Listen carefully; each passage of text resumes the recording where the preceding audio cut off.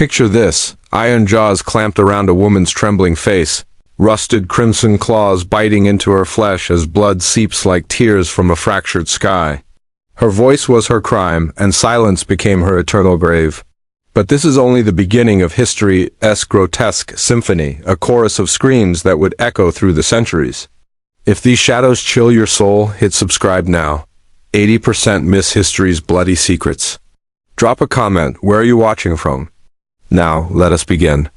In the fog-shrouded streets of 16th century Scotland, where cobblestones gleamed like polished bones under the moon's indifferent gaze, the Scold's Bridle emerged as a monstrous sentinel of patriarchal fury.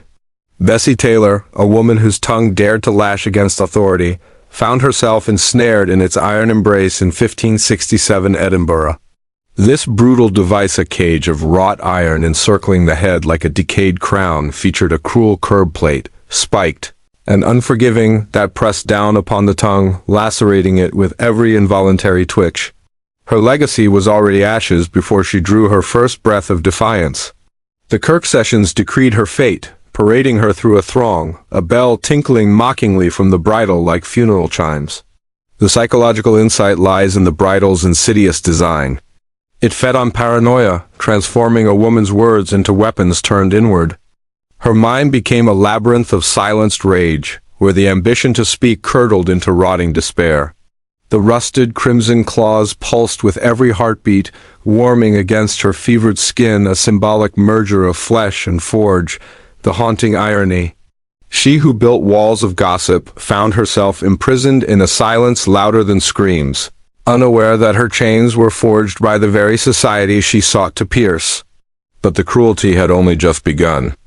As the crowd jeered, blood sprayed as the spike gouged deeper, her tongue splitting in a crimson surge that painted the ground in agony's abstract art. The Scold's Bridle wasn't mere punishment, it was a spectacle. Women were led like beasts, their mouths foaming with excess saliva, fatigue clawing at their jaws. In England's Walton-on-Thames, a 1633 bridle bore an inscription cursing women's idle tongues, its rusted claws echoing through time. Legends whisper of Quaker preacher Dorothy Waugh in 1655 Carlisle. Her bridle became a tool of soul-crushing betrayal by non-Quaker authorities, silencing her preaching in blood-soaked madness. Public beatings followed parades, whips cracking against exposed skin gore, infusing the air with a metallic tang. Her tongue was a serpent, and iron its venomous cage. Silence bled from her lips like forgotten wine. These shards of quoted horror cut deep reminders of ambition's decay. Yet, amidst this fast-paced descent, another grotesque shock erupted. Flesh tore as the bridle clamped down, bones grinding in muffled screams that haunted the square. The modern relevance? Her paranoia mirrors today's digital muzzles, where women's voices face online trolls and censorship, subjugation reborn in pixels. But the rusted crimson claws tightened further, drawing us into deeper abysses. Was her madness justified, or was she doomed from birth? Vote in the poll above. What would you do in her place? Comment below, and hit that like button if this chills you silenced tongues bleed. From the shadowed vaults of medieval Germany and Austria, where empires crumbled under the weight of their own hypocrisy, the shrews fiddle clawed its way into infamy, a grotesque evolution of the rusted claws that gripped women as spirits. This fiddle-shaped torment, with a large neck hole and twin wrist restraints, locked a woman's head and arms in a humiliating posture. Her face was thrust forward like a beggar's plea, parading her through jeering crowds as punishment for boisterous dominance. In the 13th century, variations echoed across Denmark, Japan, and even ancient Rome's iron relics unearthed in Germany. Women in Plymouth Colony, marked for adultery, felt its bite extending across colonial shores. The psychological insight? Ambition twisted into delusion. The fiddle forced a woman to confront her unruly self in a mirror of enforced submission, her mind fracturing under the stone-like weight of societal gaze. Sensory detail pulsed vividly. The rusted crimson claws of the fiddle chafed against sweat-slicked skin. Every step rattled chains that whispered of broken dynasties. Irony haunted the scene. She who sought to command found her body a puppet, chained in a dance of degradation that she unwittingly choreographed. But the cruelty had only just begun. As the parade snaked through mud-churned streets, whips lashed out, blood spraying as bones cracked under frenzied strikes, an agonizing spectacle that drenched onlookers in a crimson mist. The fiddle was not solitary. It paired with public dunkings. Women plunged into icy rivers on ducking stools, lungs burning as water invaded like a lover's betrayal. In 17th century England, the ducking stool, a chair on a pivoting beam, claimed lives, drowning witches and scolds alike, their bodies bloating in soul-crushing torment. Legends whisper of prostitutes and disorderly women whose screams were muffled by waves, their betrayal etched in every gasp. What happened next defies imagination. Survivors emerged gasping only to face pricking needles piercing flesh repeatedly, seeking witches' marks that bled not. Paranoia fueled the Inquisitor's madness. Her arms were wings clipped by iron's cruel embrace, defiance drowned in rivers of patriarchal wrath. The fiddle sang a dirge of shattered wills, each violence a blood-red metaphor for rotting ambition. Fast-paced action surged again as another shock hit. Needles pierced deep, flesh tearing in crimson sprays. Screams painted walls in blood while crowds clamored for more. The modern hook? This echoes today's body-shaming cultures, where women's autonomy faces digital dissection subjugation's rusted crimson claws reborn in social media trials. But the rusted crimson claws hungered for even more intimate horrors, pulling us toward instruments that turned bodies into battlegrounds. Was her madness justified, or was she doomed from birth? Vote in the poll above. What would you do in her place? Comment below and hit that like button if this chills you. ## the Breast Ripper, a fiend of flesh-tearing legend amid the crimson-soaked thrones of the Inquisition's dark opera. Where Europe's dungeons thrived on fear and forged malice, the Breast Ripper emerged as a fiend of legend. Its iron claws, heated to a searing glow, were reserved for women accused of heresy, adultery, or self-induced abortion. From the late 13th to early 19th centuries, in realms like Bavaria and the Holy Roman Empire, this device, with 4 spiked prongs curved like a spider's grasp, clamped onto the breast, ripping tissue in slow, deliberate pulls. Ragged wounds festered like the betrayals of empires.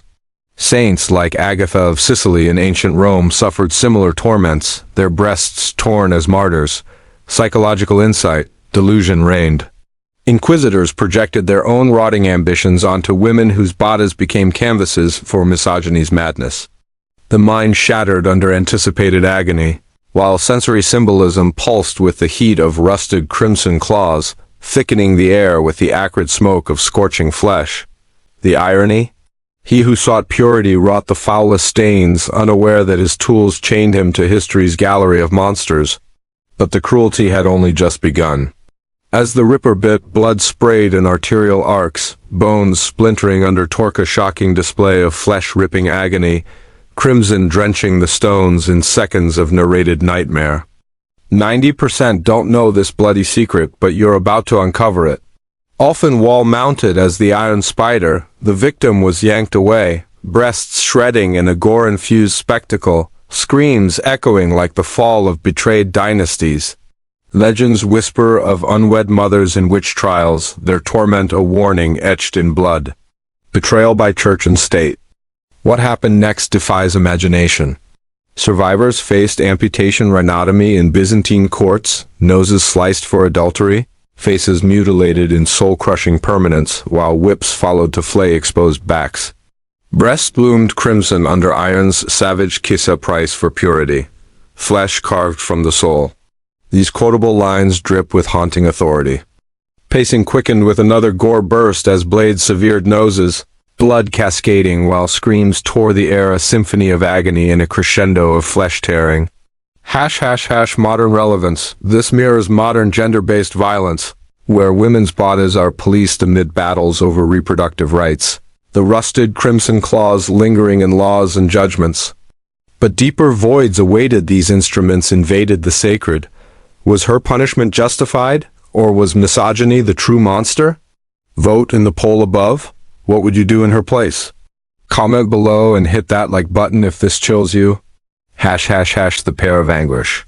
In the labyrinthine courts of early modern Europe, where Asia's imperial shadows mingled with Western madness in tales of traded torments. The pear-shaped metal abomination whispered its horrors. Inserted into mouths, rectums, or vaginas, then expanded via screw, it split flesh from within. Allegedly from the 17th century, linked to French robbers and Dutch extortionists, it targeted women accused of sodomy, adultery, or heresy, bodies blooming inward in crimson-soaked madness, organs rupturing like fallen empires. Psychological delve, paranoia devoured victims' minds, crumbling in anticipation of agony as the will to survive rotted into delusional surrender. Symbolic detail, rusted crimson claws within the pair's segments expanded with a mechanical heartbeat. The creak of metal echoing souls fracturing. Agony, builders of justice's tools were unaware they forged their own damnation, chained in history's blood-red gallery. But the cruelty had only just begun. With insertion complete, the screw turned. Flesh tore in internal sprays, muffled screams vibrating through metal, a shock of body-splitting agony unfolding in brief, devastating seconds. 90% don't know this bloody secret, but you're about to uncover it. Though evidence wanes, legends tie it to the Inquisition's arsenal, women silenced eternally. What happened next defies imagination. Paired with the marking of adulteresses, branded with scarlet letters, whipped for concealment. Betrayal scarred eternal bodies blooming from within, pairs of poisoned fruit, expansion of flesh, contraction of soul.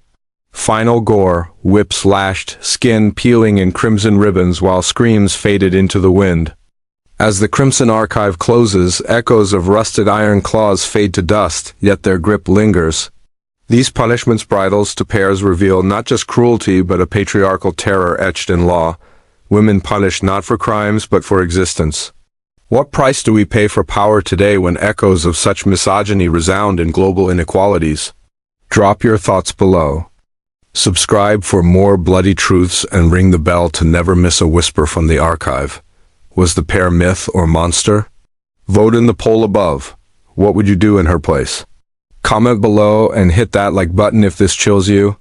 Chains rust to dust.